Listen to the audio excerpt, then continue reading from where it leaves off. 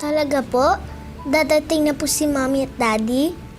Yes, that's right. Na-contact na nung school nurse mo yung parents mo. And they're on their way. I'm sure they're very excited to see you. Basta wag mo nang uulitin yung ginawa mo, ha?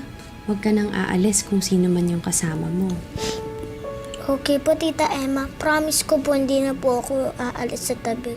Pero po, Tita Emma, gusto ko po kasi ng balloons kaya ko po hinabol yung mga lolobo.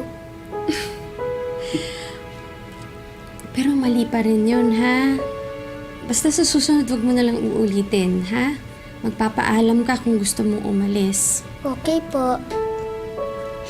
Oh, pauwi ka na lang. Hindi mo pa rin sinasabi sa akin kung anong pangalan mo.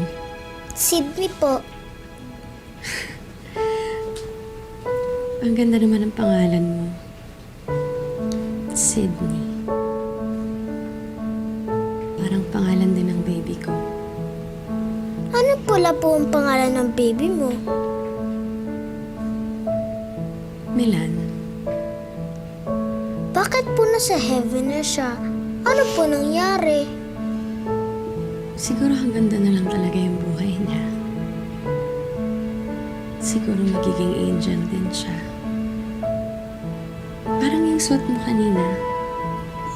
Ang ganda nga ng wings mo eh. Gusto niyo po sa'yo na lang po wings ko? Huwag na po kayo masad, Tita Emma. No, it's okay. Thank you.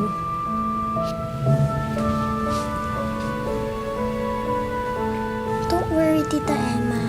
Isasama ko po si Baby Milan sa prayers ko. Pati rin po ikaw na sana po maging masaya ka po.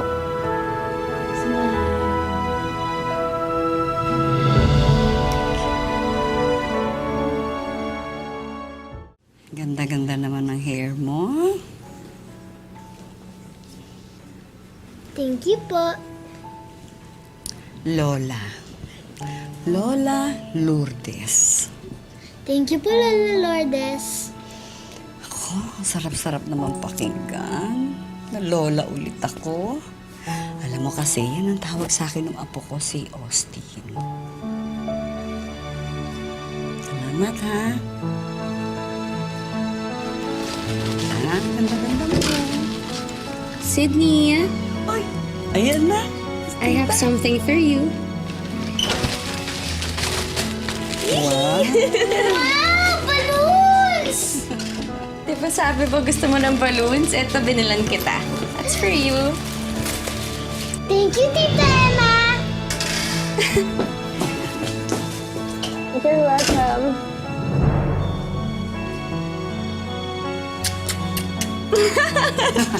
Wow, ang sarap naman yan. Ganyan po ang ginagawa ko kay Daddy at ganito. Talaga.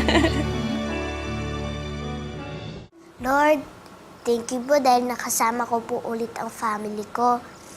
Lord, thank you po dahil sinave po ako ni Tita Emma dun sa gustong kumuha sa akin. Thank you dahil I'm very happy na nakilala ko po si Tita Emma. Ang sweet-sweet niya po, saka super bait. Ang swerte po siguro ni Kuya Austin dahil siya ang naging mommy niya. Lord, keep Tita Emma safe. Sana po maging masaya po siya everyday. At sana rin po makita ko po siya balang araw.